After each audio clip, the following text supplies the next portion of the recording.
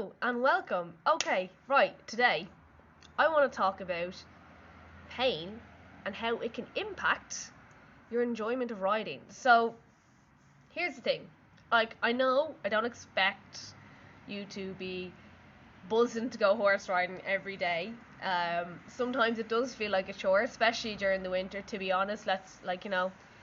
Putting on those 6 layers and waterproofs before we even get up to the horse is kind of like a bit of a chore, so don't worry. And I know we still do it because we love them and we wouldn't have it any other way. However, if you've been carrying like a niggly injury or long term something that hasn't fully recovered, and here's the thing about injuries, just because it's not a torn muscle or a broken bone doesn't mean it's not an injury, or if it's something that happened before and it never fully went away, it's never been fully fixed, that's still technically an injury that you've never fully sorted. So if this is getting in the way with your enjoyment of horse riding and enjoyment of the sport, say for instance there's a pinch in your shoulder when you go to put the saddle on, it hurts, or lifting things hurt, or your lower back's in pain all the time, so carrying tack and trying to get on the horse, or your hips hurt when you're riding, any of these things is going to take away from the enjoyment of the sport. So it shouldn't be making you kind of dread going up and doing it. If it's coming to that point, it's time to do something about it. Because if you've done nothing about it for so long and you've tried resting it and that hasn't worked, that means it's probably time to try another area. Or if you've, as I said, tried ignoring it and kept going and working through it and that's not worked, again, it's probably time to do something about it. And this is where the likes of targeted, like going to a physio or getting a training plan to bring your body back into functioning the way it should do, is really, really important, because the longer you leave it, the longer it's going to take to come back.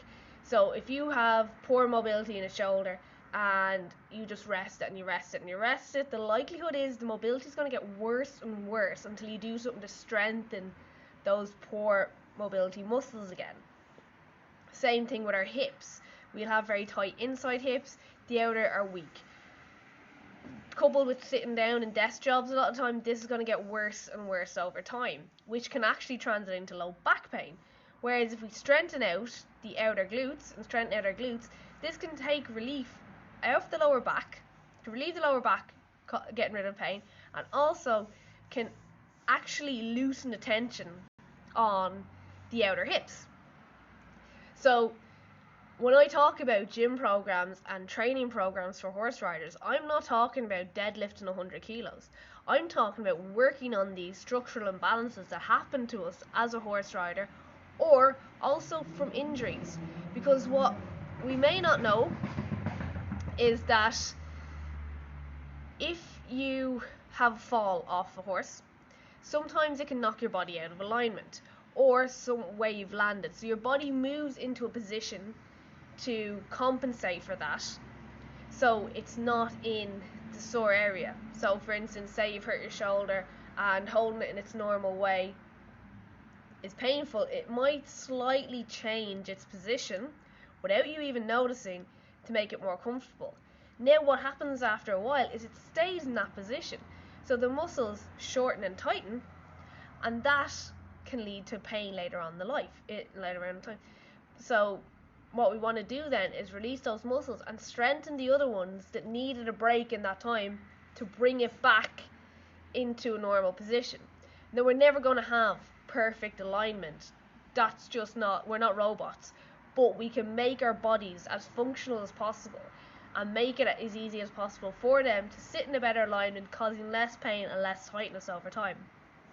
I hope that makes sense. So instead of, as I said, ignoring these for long periods of time, maybe it's time to go see someone about it.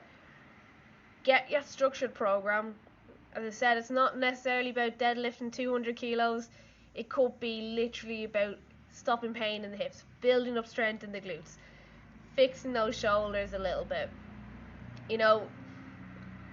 I have wonky shoulders, I always have, but I have plans around it to help keep them healthy as much as possible. And the other thing as well is what we don't realise is the more muscle we have around our joints, if we have an impact, it's going to protect them, giving you less likely to have worse injuries. So we want to protect those joints, especially the likes of our shoulders and our hips, because they do so much movement. If they're not protected, we're more likely to end up with injuries, more severe injuries basically, like, you know, dislocations and stuff like that.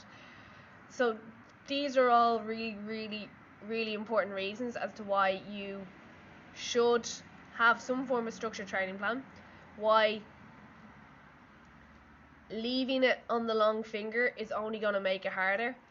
And if you're sick of being in pain and it like disrupting your horse riding and having the enjoyment of the sport that you love, like, would you not rather fix it? Because it should never be a chore to go up and do something that you like really enjoy.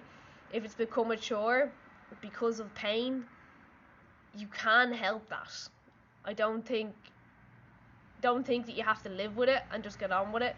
You can help it. It takes time and it's sometimes boring, but it really does help. So if you are struggling with something like this and you do need some help, drop me a DM, drop me a comment here, I'll drop you a DM. We can talk about what's going on with you, how I can help you, and how we can set up a plan for you going forward that'll help you get the enjoyment back in your horse riding. So I hope you enjoyed this and I hope this was informative for you, and thank you for joining me.